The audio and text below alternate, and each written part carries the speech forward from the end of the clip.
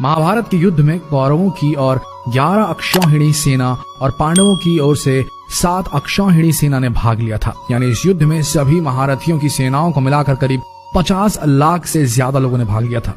लेकिन ये अब सवाल उठता है कि इतनी विशालकाय सेना के लिए युद्ध के दौरान भोजन कौन बनाता था और कैसे ये सब प्रबंध करता रहा होगा। सबसे बड़ा सवाल यह है कि जब हर दिन हजारों लोग मारे जाते थे तो शाम का खाना किस हिसाब किताब से कैसे बनता रहा होगा। सोच कर देखिए कितना मुश्किल प्रिपोजिशन है ये।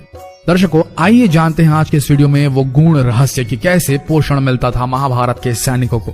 महाभारत को सही मायने में हम विश्व का प्रथम विश्व युद्ध भी कह सकते हैं, क्योंकि उस समय शायद ही कोई ऐसा राज्य था जिसने इस युद्ध में भाग न लिया।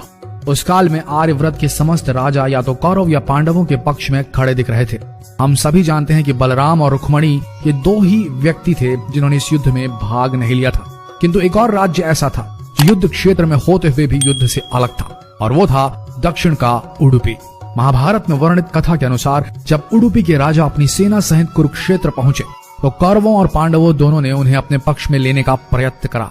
लेकिन उडुपी के राजा बहुत दूरदर्शी थे। उन्होंने श्री कृष्ण से पूछा, हे माधव, दोनों ओर से जिसे देखो युद्ध के लिए लालायित दिखता है, किंतु क्या किसी ने सोचा है कि दोनों ओर से उपस्थित इतनी विशाल सेना के लिए भोजन का प्रबंध कैसे होगा।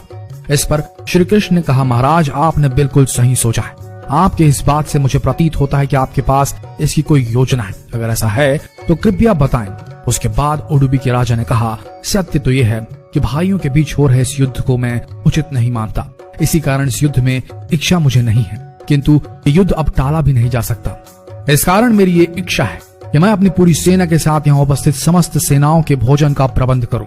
इस पर श्री कृष्ण मुस्कुराते हुए बोले, महाराज, आपका विचार अति उत्तम है। इस युद्ध में लगभग 50 लाख योद्धा भाग लेंगे, और अगर आप जैसे कुशल राजा उनके भोजन के प्रबंध को देखेंगे तो हम सब उस ओर निश्चिंत रहेंगे। श्री कृष्ण ने कहा, वैसे मुझे पता है कि सागर जितनी इस विशाल सेना का भोजन प्रबंध करना आपकी और भीमसेन के अतिरिक्त किसी के लिए भी संभव नहीं है, किंतु भीमसेन इस युद्ध से विरक्त नहीं हो सकते। अतः मेरी आपसे यह प्रार्थना है कि आप अपनी सेना सहित दोनों ओर की सेनाओं के भोजन का भार संभालें। इस प्रकार उडुपी के राजा ने सेना के भोजन का भार संभाला। पहले दिन उन्होंने उपस्थित सभी के लिए भोजन का प्रबंध किया। उनकी कुशलता ऐसी थी कि दिन के अंत तक गिन के एक भी दाना बर्बाद नहीं होता था। जैसे जैसे दिन बीतते गए योद्धाओं की संख्या बहुत ही कम होती गई। दोनों ओर के योद्धा ये देख के आश्चर्यचकित हो जाते थे कि हर दिन के अंत तक उडुपी नरेश केवल उतने ही लोगों के लिए भोजन बनाते थे जितने वास्तव में उपस्थित रहते थे।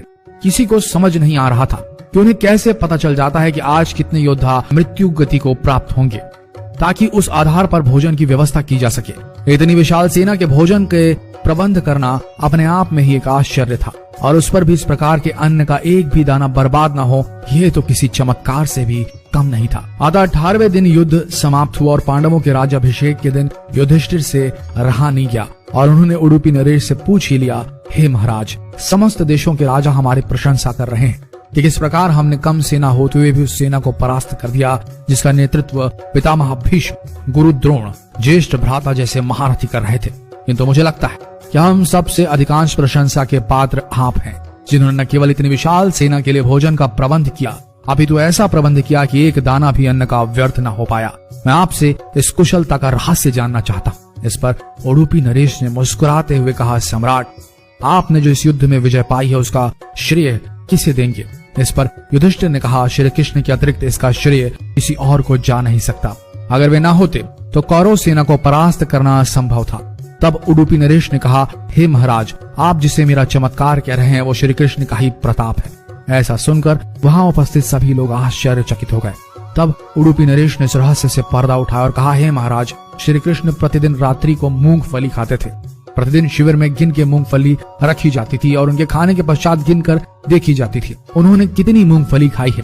वे जितनी मूंगफली खाते थे उसके ठीक 1000 गुना सैनिक अगले दिन युद्ध में मारे जाते थे। अर्थात वे अगर 50 मूंगफली खाते थे तो समझ आता था कि अगले दिन 50,000 योद्धा युद्ध में मारे जाएंगे।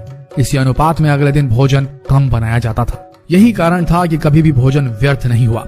श्री कृष्ण के इस चमत्कार को सुनकर सभी उनके आगे नतमस्तक हो गए। यह कथा महाभारत के सबसे दुर्लभ कथाओं में से एक है। कर्नाटक के उडुपी जिले स्थित कृष्ण मठ में यह कथा हमेशा सुनाई जाती है। ऐसा माना जाता है कि इस मठ की स्थापना उडुपी के सम्राट द्वारा ही करवाई गई थी, जिसे बाद में श्री माधव आचार्य जी ने आगे बढ़ाया। तो दर्शकों, उम्मीद करते हैं कि आज की ये प्रस्तुति पसंद आई होगी आपको और आप समझ गए होंगे कि पोषण वही सही है जिसका एक दाना भी व्यर्थ न जाए। शायद आप इस गूढ़ रहस्य को समझ गए होंगे और अगली बार अपनी थाली में खाना छोड़ने से पहले सोचेंगे जरूर।